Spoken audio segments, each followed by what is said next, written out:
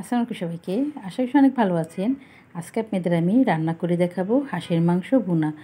হাঁসের মাংস ভুনা করব আমি নারকেল দিয়ে। চলুন রেসিপিটা দেখে আসা যাক কীভাবে আমি হাঁসের মাংসটা ভুনা করে থাকি। এই যে এখানে আমি নারকেল নিয়েছি, নারকেলটা এখন আমি কুড়িয়ে নিচ্ছি।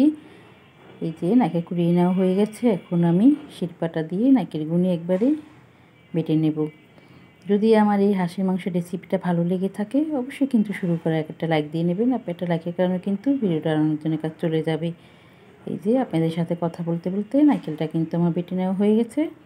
এখন আমি নারকেলগুলি উঠিয়ে নিচ্ছি।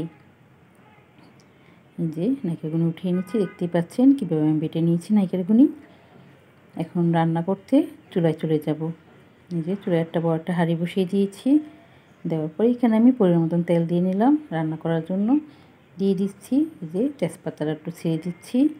দেওয়ার পর দিয়ে দিচ্ছি বাকি মশলা। এখানে দারচিনি, লবঙ্গ, এলাচ, তেজপাতা দিয়েছি। যখন একটু ঘ্রাণ চলে আসবে তখন দিয়ে দিচ্ছি পেঁয়াজ কুচি। এই যে পেঁয়াজটাও কিন্তু এখন আমি ভেজে নেব। এই যে পেঁয়াজটা ভেজে নেওয়া হয়ে গেছে, এখন দিয়ে দেবো বাকি মশলা।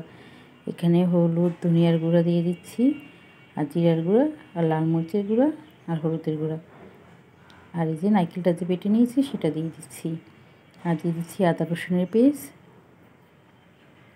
এখানে অল্প কিছুটা পানি দিয়ে এখন মশলাটা খুব ভালো মতন আমি কষিয়ে নেব। এখানে কিন্তু আমি স্বাদ অনুযায়ী লবণও দিয়েছি এবং মশলাটা যতক্ষণ পর্যন্ত আমার তেল ভাবটা না উঠে আসবে ততক্ষণ পর্যন্ত কিন্তু ভালোভাবে আমি কষিয়ে নেব। এই দেখতেই পাচ্ছেন তেল ভাবটা কিন্তু উঠে গেছে, ভালো মতো কষিয়ে নেওয়া হয়ে গেছে। এখানে আমি নিয়েছি হাঁসের মাংসটা, এই যে কুটিয়ে ধুয়ে ভালো মতো কষা করে নিয়েছি।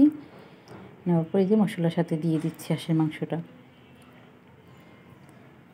এই যে হাঁসের মাংসটা কিন্তু আমার দিয়ে নেওয়া হয়ে গেছে। এখন আমি হাঁসের মাংসটা কিন্তু একটু মিক্স করে দিয়ে ঢাকনা দিয়ে ঢেকে দেবো। ভালো মতো কিন্তু আমি কষিয়ে নেব এই হাঁসের মাংসটা। এখন ঢাকনা দিয়ে ঢেকে দিলাম, মিক্স করে নেওয়া হয়ে গেছে।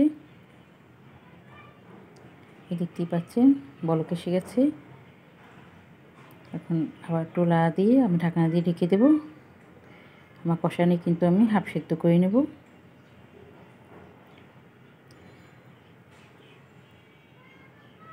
যে হাঁসের মাংসটা কিন্তু আমার কষিয়ে নেওয়া হয়ে গেছে, দেখতেই পাচ্ছেন তেল ভাব উঠে গেছে।